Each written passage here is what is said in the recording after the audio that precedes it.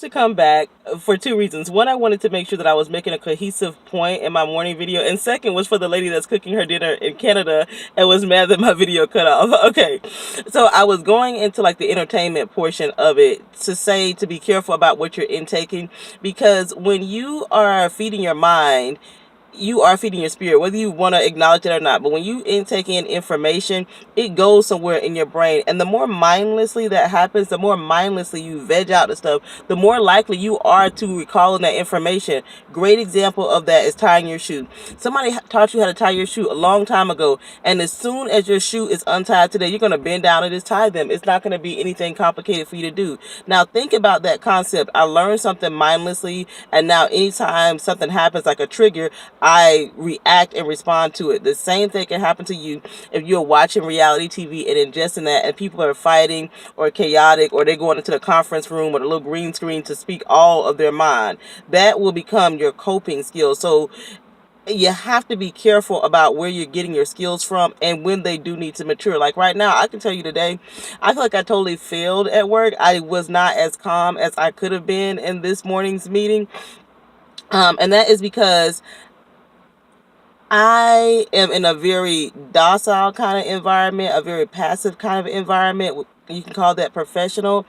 And people just take things, and then maybe, a month or a week later, or when the management is gone, they'll sit around the Keurig and say how they really feel.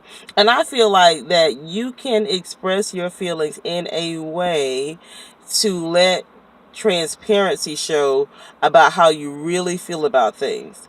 And you can do it in a very calm way, and that serves a greater good. Be careful, and it goes back to me, it's all connected to how you see things and how you handle things, because perception is everything. But you cannot control everybody's opinion. We all know that, right? But you want to control yourself. And going back to having the right coping skills, that things are moving in the direction of your life that you would like them to. When I was talking about, asking a man, why did the past relationship end? If you notice, even in your own life, relationships tend to end for the same reason over and over again. The same reasons. I don't care what the reason is. Look back over your life at the past 3 to 4 relationships and see why did those end, or the past 3 to 4 times that you got angry. What was the why behind it? Was it impatience? Was it just being walked on too many times? Like, what is it? It's normally the same trigger point, and that's important to know that there are trigger points in everything. And I got up this morning, really wanted to give an individual a piece of my mind, and I just really refused to do that, because, and I thought about it, and I meditated on it, and I was gonna text message it out, and I was gonna write it out, and I did not give that individual piece of my mind. But when I got to work, I had to send out an email, and I just wanted to make sure that it is a balancing act. Nobody's perfect. You have to train yourself and teach yourself so that you can develop into the adult that best reflects who you really are. Like for me, sometimes I can, even though I'm not like loudmouth and stuff like that, I can come across as very hard and aggressive. But that is because I am a no nonsense kind of person. Like, you're never going to diffuse me by telling a joke. That's just not a diffuser for me. You know what I mean? I'm more of a serious, let's get the job done kind of person.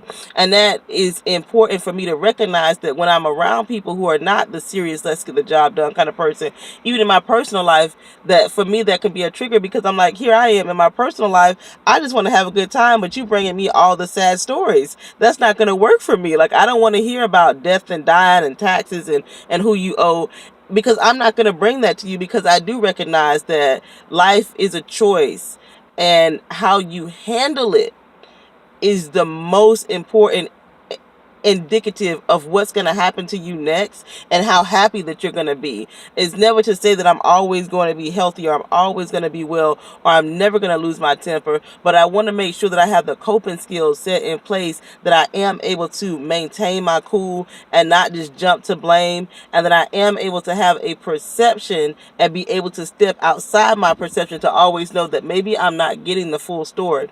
Especially in your personal, when you're dealing with different people coming from different things, they have different needs, and they may be at different stages of awareness, and you have to recognize that in your own life, no matter where you are, no matter what you let in, that where another person is coming from a lot of times has nothing to do with you. It is set in your path to see how are you going to handle it, how are you going to grow from it, what's the lesson in it, and what you can take away from it. So I've got so many thoughts because I've got things going on at work. I've got things going on in my personal, and it's all connected into how am I going to handle it? What am I going to do next? What's allowable? What's not allowable? What's okay for me?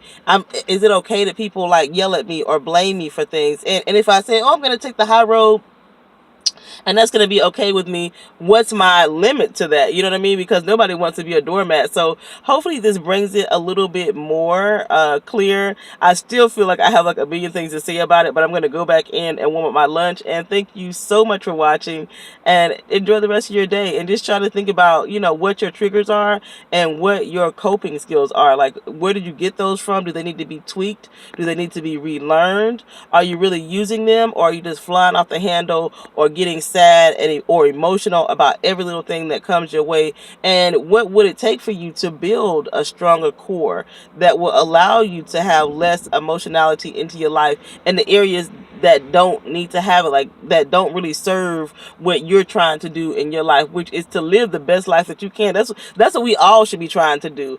Unfortunately, a lot of people are not trying to live their best life, and you need to, in your own life, if you are, try to step towards what the best life means for you, and don't get distracted, because there are so many distractions, and anything that is negative that pulls your energy down is a distraction from your true best life and self. That is not what you're supposed to be doing. You are not put on this world to raise hell. I am sorry for you. The most change that we have seen in our society did not come by raising hell. It comes from being logical, well skilled, and when it's time to stand up, having the tools in place to make a simple stand. It's not that complicated. It does not come by blaming and exposing